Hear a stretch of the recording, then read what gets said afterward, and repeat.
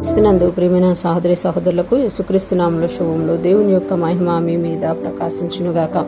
ఈరోజు దేవుడు మనకిచ్చిన మాట యోహాను వ్రాసిన మొదటి పత్రిక 3వ అధ్యాయము 10వ వచనము. దీనిని బట్టి దేవుని పిల్లలెవరో అపవాది పిల్లలెవరో తేటపడును.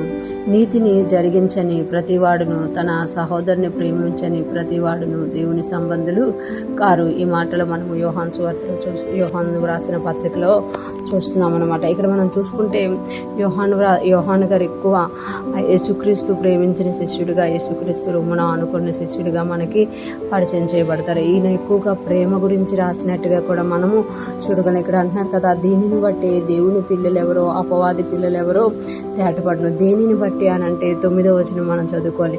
దేవుని మూలంగా పుట్టిన ప్రతి వానిలో ఆయన బీజం నిలుచును గనుక వాడు పాపం చేయడు. వాడు దేవుని మూలముగా పుట్టినవాడు గనుక పాపము చేయజాలడు. అంటే యోహాను రాసిన మొదటి పత్రిక 3వ అధ్యాయం 10వ వచనంలో దేనిని బట్టి అంటే దేవుని మూలంగా పుట్టిన ప్రతి వానిలో, అంటే దేవుణ్ణి నమ్ముకున్న ప్రతి వానిలో ఎందరైతే దేవుణ్ణి అంగీకరిస్తారో వారందరూ దేవుని కుమారుడు. దేవుణ్ణి అంగీకరించినప్పుడు మనలో అంటే ఆయన బీజం పెట్టబడుతుందంట.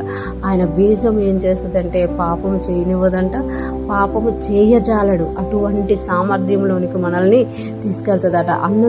దీనిని బట్టి దేవుని పిల్లలెవరో అపవాది పిల్లలెవరో తేటపడు. అంటే పాపం చేసేవారు, దేవుని బీజం లేని వారు దేవుని పిల్లలు కాదు, అపవాది పిల్లలు. దేవుని పిల్లల అయితే వారిలో ఖచ్చితంగా దేవుని బీజం ఉంటుంది కాబట్టి దేవుని యొక్క సామర్థ్యం కలిగి వారు పాపం చేయలేరు అని ఇక్కడ తెలియజేస్తున్నారు. తేటపడును. నీతిని జరిగించని ప్రతివాడును తన సహోదరుని ప్రేమింపని ప్రతివాడును దేవుని సంబంధులు కాదు. నీతిని జరిగించని ప్రతివాడును. దేవుని పిల్లలైన వారు నీతిని జరిగిస్తారు.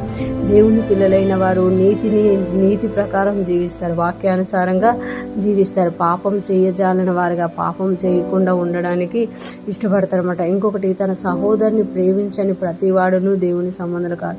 తన సహోదరుని ప్రేమించలేని వారు కూడా దేవుని అంటే ప్రేమ లేకపోవడం, తన సహోదరుని ప్రేమించలేకపోవడం, ద్వేషించడం, తీర్పు తీర్చడం, ఇవన్నీ కూడా అపవాది సంబంధమైన క్రియలు అనమాట.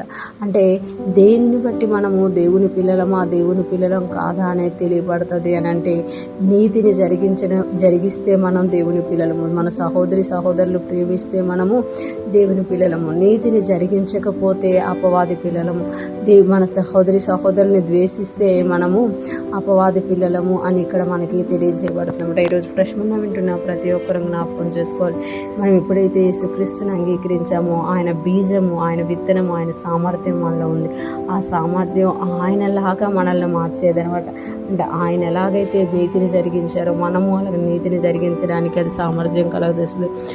ఆయన ఎలాగైతే ఇతరులను ప్రేమించారో, క్షమించారో మనకు కూడా సామర్థ్యాన్ని ఆయన కలగచేస్తారు. ఒకవేళ వాడు ఆయన పిల్లలమని చెప్పుకొని కూడా ఆయనలాగా జీవించకపోతే మనం ఇంకా అపవాది సంబంధులమే కానీ దేవుని సంబంధం కాదు అని ఇక్కడ తెలియజేస్తున్నారు. ఈరోజు ఫ్రెష్ మనం వింటున్న ప్రతి ఒక్కరూ కూడా దేవుని సంబంధులుగా ఉందుముగాక. దేవుని నమ్ముకున్న మనము, దేవుని బీజం కలిగిన మనము ప్రేమించే వారంగా, నీతిని జరిగించే వారంగా, వాక్యానుసారంగా జీవించి అనేక మందికి మాదిరిగా ఉంటూ దేవునికి మహిమకరముగా జీవించుదుముగాక. అటువంటి గొప్ప కృప దేవుడు మనకి ఇచ్చునుగాక.